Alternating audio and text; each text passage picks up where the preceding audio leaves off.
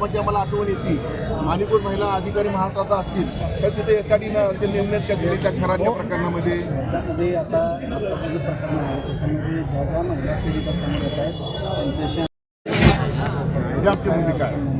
आम्हाला 1000 होतो ऑपरेशन लंगडा ज्याला म्हणतो आपण, त्या लोकांना आम्ही साहेब ही लोक त्यांना लंगडी करू आता तुम्ही तर बंदोबस्त त्यांचा करा, आता आम्हाला करायला लागेल नाही. आणि तुम्ही एक माणूस नाही, ह्याच्या मागं काय संजयराव दादा, ह्याचा आधार कोण आहे? एक मुलगी फसवली, दुसरी मुलगी फसवली, किती पैसे मिळतात, कोण पैसे देते हे नाही. तो निर्णय आम्ही त्याच्यावर आहे. पण नुसता निषेध करणं किंवा त्यांना नुसता इशारा देणं यावर आम्हाला थांबून आता नाही चाललं. आम्हाला त्याचा बंदोबस्त करायला लागेल. गावकऱ्याचा निर्णय काय?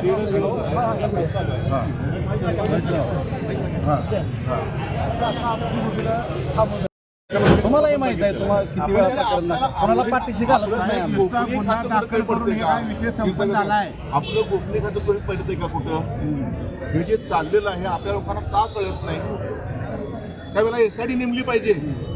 ह्या कोल्हापूर जिल्ह्यात जेवढे गुन्हा घडलेले आहेत ते सगळे प्रकार एकत्र आणा, एकत्र गुन्हे साहेब हे करा, तुम्ही एकत्र म्हणतो ना आपण आणा, आणि त्या गुन्ह्यावर एक महिला वरिष्ठ अधिकारी त्यात तुला एसआयटी नेमून त्यांना प्रमुख करा. मुली साहेब तुमच्यासमोर बोलणार नाही, ठिकाण आपल्याला पूर्णपणे त्यांनी मोडून काढण्याची गरज आहे. शासन काय करतंय? हिंदुत्ववादी सरकार आहे म्हणतंय, परंतु निर्णय होत नाहीत, कायद्याची अंमलबजावणी होत नाही आहे. आज कोणत्याही परिस्थितीमध्ये आज आम्ही क्षीरसागर साहेब आणि चव्हाण साहेबांना भेटवा, त्यांना सांगितलं हा एकटा नाही आहे, ह्याच्या मागं कोण आहेत, कुठले लॉज आहेत, त्याचे परवाने आहेत का, त्यांना कोण आधार कार्ड बघतं का, कुठं व्हिडिओ शूटिंग केलं. एक नाही 10-15 मुलींचं आयुष्य माणसाने बर्बाद केलेलं आहे. थोडे पैसे देतात. खरं तर लव जिहाद म्हणजे ह्या धर्मांध मुसलमानांनी एक पुकारलेलं छुपयुद्ध म्हणजे हिंदू मुलींना टार्गेट करायचं, त्यांना उद्ध्वस्त करायचं, त्यांचं घर उद्ध्वस्त करायचं आणि त्याच्या मोबदल्यात लाखो रुपये मिळवायचे आणि फायदा करून घ्यायचा. हे पैशांना कोण देते, ह्याच्या मागं कोणती यंत्रणा आहे, हे पोलिसांनी शेवटपर्यंत तपास करणं गरजेचं आहे. आज अमरावती झालं, नागपूर झालं, कोल्हापूर झालं, महाराष्ट्रात सर्वत्र लव जिहाद आणि काय ते करतात. आणि अशा पद्धतीला मुलींना मी आव्हान केलं आमच्या हिंदू भगिनींना, तुम्हाला भविष्यामध्ये असं कोण त्रास देत असेल, धमकी देत असेल तर या भावाकडे तुम्ही बिनधास्तपणे या आणि आपलं मन मोकळं करा.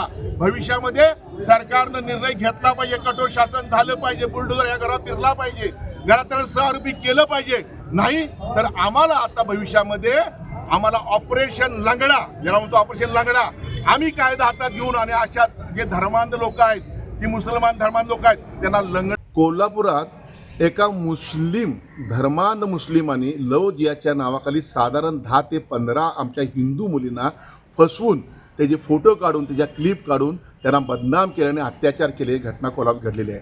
अमरावतीत घडलं, नागपूरमध्ये घडलं, आता कोल्हापुरात घडले आणि महाराष्ट्रात कुठे कुठे अशा घटना घडत आहेत. ह्या धर्मांध जी लोक आहेत मुस्लिम, त्यांनी आपल्या या हिंदू मुलींच्या विरुद्ध त्यांना बदनाम करायचं, उद्ध्वस्त करायचं, कुटुंब उद्ध्वस्त करायचं, हे छुपयुद्ध आपल्या विरोधात पोखरलेलं आहे. आमच्या हिंदू मुलींसुद्धा सावध राहणं गरजेचं आहे. एक हिंदू मुलगी खराब करायची, बदनाम करायचं, तिचं कुटुंब बदनाम करायचं आणि त्याच्या मोबदल्यात प्रचंड पैसे मिळवायचे. हे पैसे देते कोण? ही साखळी कुणी तयार केली आहे? ह्याच्या मागचा सूत्रधार कोण आहे? इथपर्यंत पोलीस खातं, गृह खातं जाणार आहे की नाही जाणार आहे? गृहमंत्री आणि मुख्यमंत्र्यांना माझी विनंती आहे की कुठल्याही परिस्थितीमध्ये ह्या प्रकरणात एसआयटी नेमा. कोल्हापूरचे जे गुन्हे घडले आहेत ते क्लब करा आणि ह्या एसआयटी नेमून प्रमुख एक महिला वरिष्ठ अधिकारी नेमा आणि ह्याचा पोलखोल करा की ह्याच्या मागचा सूत्रधार कोण आहे. भविष्यामध्ये आपण कारवाई करा, अन्यथा न करा, कराव्याशी आमची तुम्हाला विनंती आहे. परंतु हे धर्मांध लोकांचं हे चाललेलं उपद्व्याप आमच्या हिंदू भगिनींच्या बाबतीत थांबले नाहीत तर आम्हाला भविष्यामध्ये ऑपरेशन लंगडा ज्याला म्हणतो आपण, लंगडं ह्या लोकांना करीन, मारून ह्या लंगडं करायचं आम्हाला ऑपरेशन हाती घ्यायला लागेल आम्हाला. आणि या हिंदू भगिनींना माझी विनंती आहे, काही अशा अडचणी असतील, काही तुम्हाला त्रास असेल, अत्याचार होत असेल तर ह्या भावाकडे तुम्ही बिनधास्त या आणि आपलं मन मोकळं करा. यांचा आम्ही बंदोबस्त करू.